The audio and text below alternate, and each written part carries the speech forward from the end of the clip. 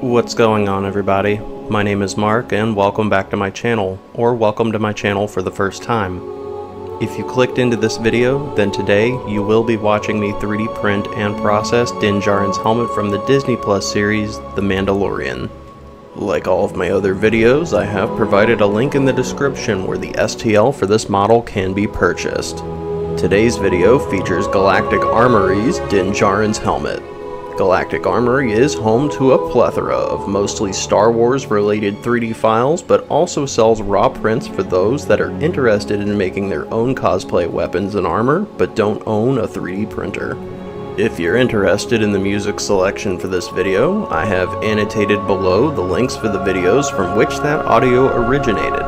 Notably, those tracks are copyright free, so if you have a Star Wars related video that you're currently making, you may find it beneficial to check those out. And finally, before moving into processing this week's print, I want to go ahead and announce my next 5 videos in the order that they will be released, all of which will be helmet builds.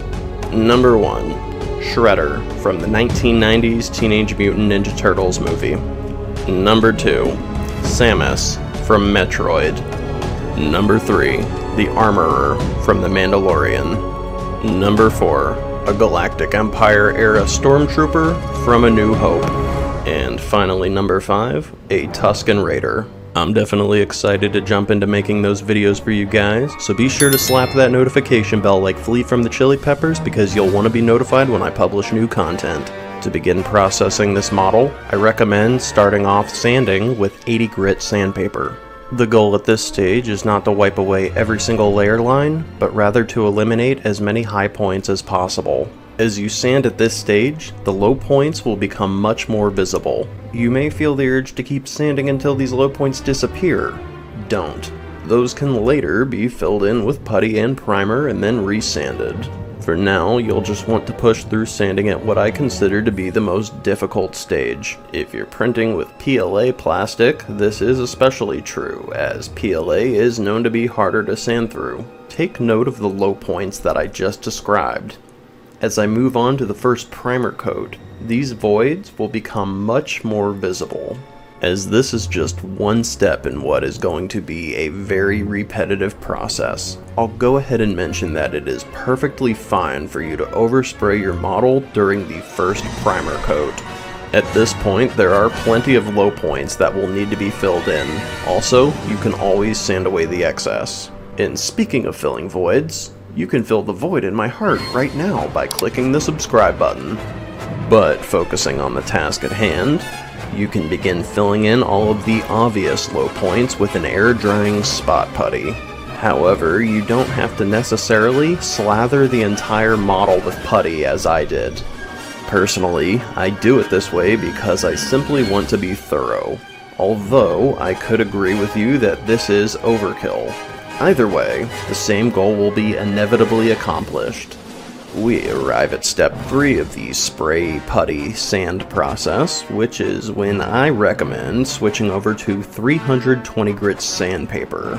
It's just coarse enough to sand through primer and air drying putty, but too smooth to noticeably sand any further through the plastic. You may also want to keep some kind of metal pick or maybe an X-Acto knife handy, as there are hard to reach crevices that will need to be scraped out, as they will gunk up easily between spraying, puttying, and sanding. The second primer coat will reveal any remaining imperfections that are still visibly noticeable. This process can be repeated indefinitely until you've worked out all of the model's imperfections according to your standards. As you continue to work your way through this tedious phase of production, you'll notice how the areas still needing attention begin to dwindle. As messy as this can be, given the insane amount of sanding that is required, I still find this to be undoubtedly satisfying. I simply appreciate having taken something that is rough and imperfect and gradually turned it into something smooth and seemingly perfect. And yes, I do mean seemingly. By the end of this video, there will still be imperfections in my model, but by no means will I point those out to you. That's for you to try and find. So what would be the fun in that? When you finally feel like it is time to break out of the monotonous cycle of spraying, puttying, and sanding, you can spray the first base coat just to test out how reflective the model will actually be. Now, don't get me wrong, at this point there is still sanding to be done, but with a higher grit of sandpaper. For now, this will be given time to dry so we can shift our focus onto cutting out a T-shaped visor for this helmet. To begin, the material that I'm tracing this pattern onto is actually a green tinted grinding face shield replacement. Now I know what you're thinking, it's green. That's not accurate. But in the coming footage, you'll plainly see how unnoticeable that detail actually is. Only when light is allowed to shine through the visor are you able to see how green it is. And when installed on a helmet, light does not shine through the visor easily, especially when that helmet is being worn. Now, one thing that I have not done a good job of explaining is how or where I got my visor template. This is in fact something that I have developed myself.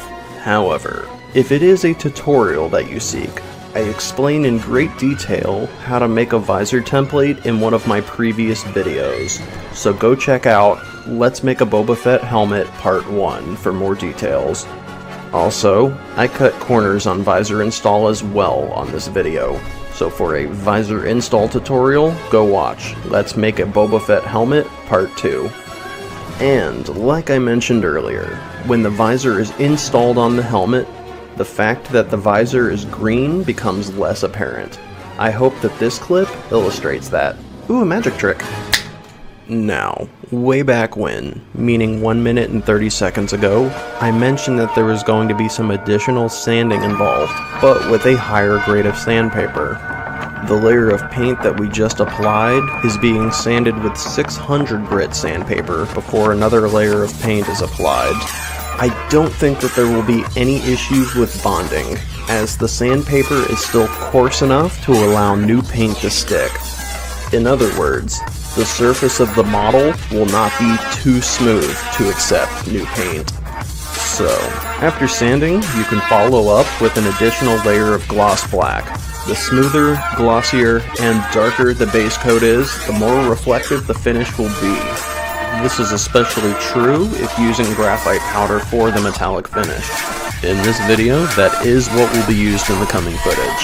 To further add to this glossy outer finish, you may also try spraying over the gloss black spray paint with additional high gloss clear coat. In future videos, I plan on exploring other products to accomplish such a finish, such as Alclad 2. To apply graphite powder to the surface of the helmet, any soft, cotton-based product is sufficient. In the past, I've used cotton balls, but this time around, I didn't have any, so instead I used a couple of cotton pads. Despite using something different, I still ended up with the same end result. And that wraps things up for this video. So, if you truly liked this content, then slap that like button like Will Smith slapped Chris Rock, hit the subscribe button to help keep me motivated, and smash the notification bell. You definitely won't want to miss my new content. I hope you'll join me again next time, and as always, thanks for watching.